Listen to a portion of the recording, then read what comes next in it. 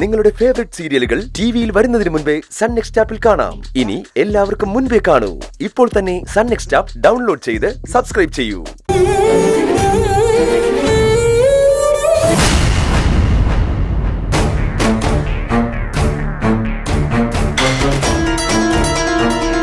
ഒരു ക്രൈം നടന്ന വീടാ. അതിലെ സാക്ഷിയാണ് നിങ്ങൾ. ആ വീട് വിട്ടു പോകുമ്പോ അത് പോലീസിനെ അറിയിക്കണ്ട. ആ വീട്ടിൽ എനിക്കും എന്റെ കുഞ്ഞിനും ജീവന ഭീഷണിയുണ്ട് സാർ. ഞങ്ങൾ അവിടെ കിടന്ന് മരിച്ച ഞങ്ങൾക്ക് മാത്രമോ നഷ്ടം? നിങ്ങൾക്ക് ജീവന് ഭീഷണി ഉണ്ടെങ്കിൽ പോലീസ് നിങ്ങൾക്ക് സംരക്ഷണം തരും. പോലീസിന്റെ ഡ്യൂട്ടി വേറെ ആരെ കൊണ്ട് ചെയ്യിക്കേണ്ട കാര്യമില്ല. മനസ്സിലായല്ലോ? എന്റെയും എന്റെ കുഞ്ഞിന്റെ സുരക്ഷ എനിക്ക് വിശ്വാസമുള്ളവരല്ലേ എനിക്ക് ഏൽപ്പിക്കാൻ പറ്റൂ. പോലീസിന് വിശ്വാസമില്ലെന്നാണോ? സാറേ, ഈ സുദർശന്റെ ആൾക്കാര് ആമയും കുഞ്ഞിനെയും അവിടെ ജീവിക്കാൻ വിടില്ല. ആ കുഞ്ഞിന്റെ ആരോഗ്യ പ്രശ്നങ്ങൾ സാറിന് അറിയാലോ. കുറച്ച് ദിവസം കൂടി നല്ല ട്രീറ്റ്മെന്റ് കിട്ടിയ ആ കുഞ്ഞിന്റെ അസുഖം ഭേദമാവും. അത് കിട്ടിയില്ലെങ്കിൽ പിന്നെ അവൾക്ക് നടത്തിയ സർജറി പോലും വെറുതെ ആവും. അപ്പോ ആമിയുടെയും കുഞ്ഞിന്റെയും പൂർണ്ണമായ സംരക്ഷണം രഘു ഏറ്റെടുക്കാൻ തയ്യാറാണല്ലേ? അത് അങ്ങനെയല്ല സർ. ആമയ്ക്കും കുഞ്ഞിനും സ്വസ്ഥമായിട്ട് ജീവിക്കാനും പിന്നെ മിയമ്മോളുടെ ട്രീറ്റ്മെന്റിനുള്ള സൗകര്യവും ഞാൻ ചെയ്തു കൊടുക്കാം സർ. എന്റെ മോളെ രക്ഷിക്കാൻ വേറെ വഴിയില്ലാത്തത് കൊണ്ടാ സർ. കുഞ്ഞിന്റെ ആരോഗ്യം നേരെയായ എനിക്ക് എന്തെങ്കിലും ജോലിയെടുത്ത് അവളെ പഠിപ്പിക്കാനും വളർത്താനും ഒക്കെ പറ്റും. പക്ഷെ ആ വീട്ടിൽ നിന്നുകൊണ്ട് അത് പറ്റില്ല. ഞങ്ങൾ അവിടെ തുടർന്നേ പറ്റൂ എന്നാണ് പോലീസ് പറയുന്നതെങ്കിൽ ശത്രുക്കൾക്ക് കീഴടങ്ങാതെ ഞാൻ എന്റെ മകളെയും കൊണ്ട് ആ വീടിനുള്ളിൽ ആത്മഹത്യ ചെയ്യും. അതിന് ഉത്തരവാദികൾ ആരാണെന്ന് സമൂഹത്തെ അറിയിക്കുകയും ചെയ്യും. എന്നിട്ട് ഞാൻ മരിക്കും. മനുഷ്യന്റെ ജീവന സ്വത്തിന് സംരക്ഷണം കൊടുക്കലാണ് പോലീസിന്റെ ജോലി, അല്ലാതെ അവരെ ആത്മഹത്യയിലേക്ക് നയിക്കലല്ല.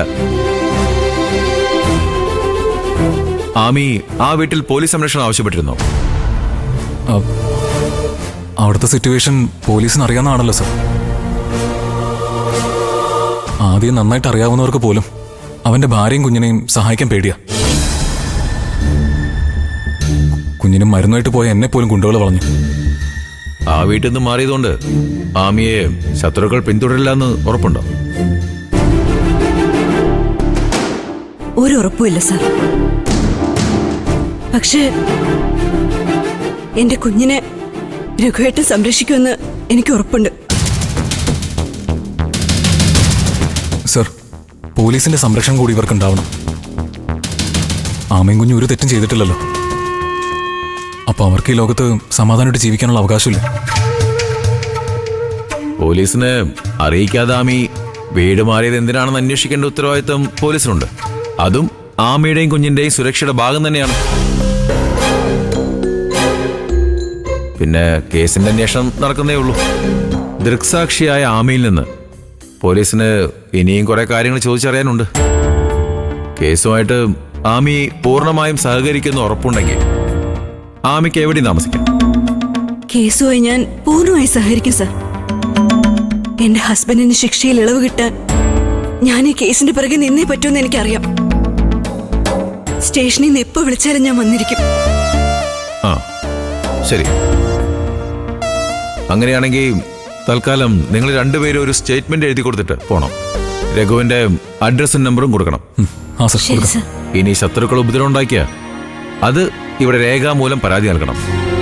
ബാക്കി പോലീസ് നോക്കിക്കോളാം. ശരി സർ. ശരി, എന്നാ ചെല്ല്. Thank you sir. ഇവരുടെ കയ്യിൽ നിന്ന് ആ സ്റ്റേറ്റ്മെന്റ് എഴുതി വാങ്ങിക്കും. സർ. Okay sir. ശരി.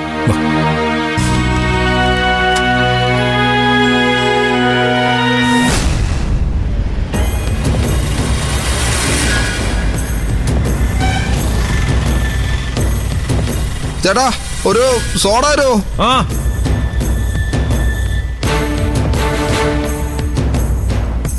ദാ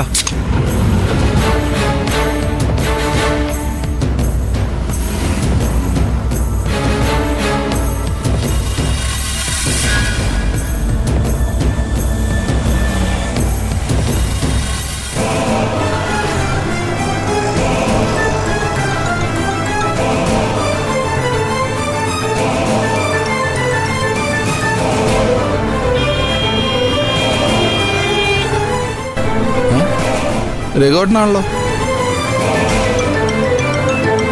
കൂടെയുള്ള പെണ്ണേതാ?